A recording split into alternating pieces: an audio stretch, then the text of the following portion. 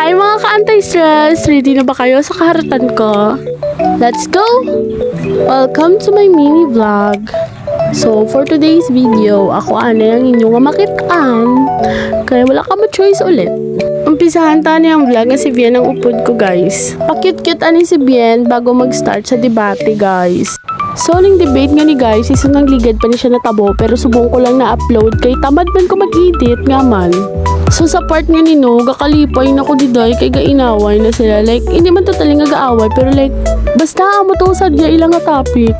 Amo ni siya nga para sa debate ang pinaka gusto ko sa tanan nga nag-debate sa room namon guys. Kay amo ni siya ang pinaka-intense. Nagsinggitanay na sila sa sobra siguro nakapikon. So, group na galing ni nila Bien, no, and ni Tiad. And I'm super proud of my Tiad kay tibis kan supported siya tinakayanan niya nga ilaban ng ilang grupo.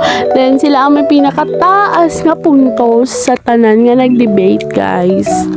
Kung si Tiad di palaban, si Bien man kinakurog nang gusto niya na magtabang sa pakikipagdebate diri sa piyak nga grupo.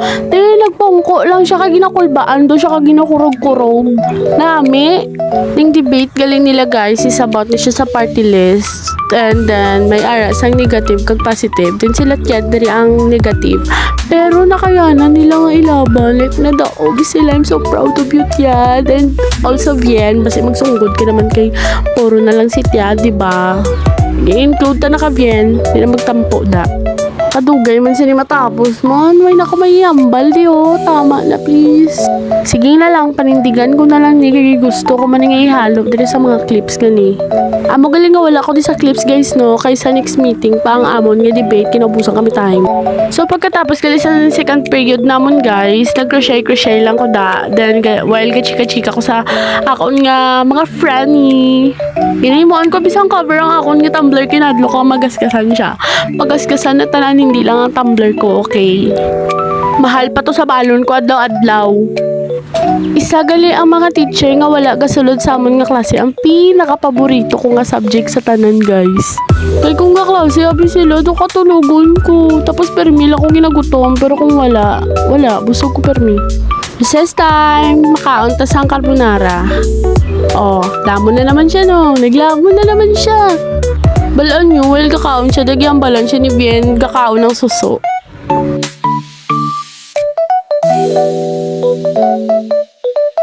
After recess, nagsaka kami ulit, kaya basi manutan kami sa cutting guys. Tapos may turon pa na siya.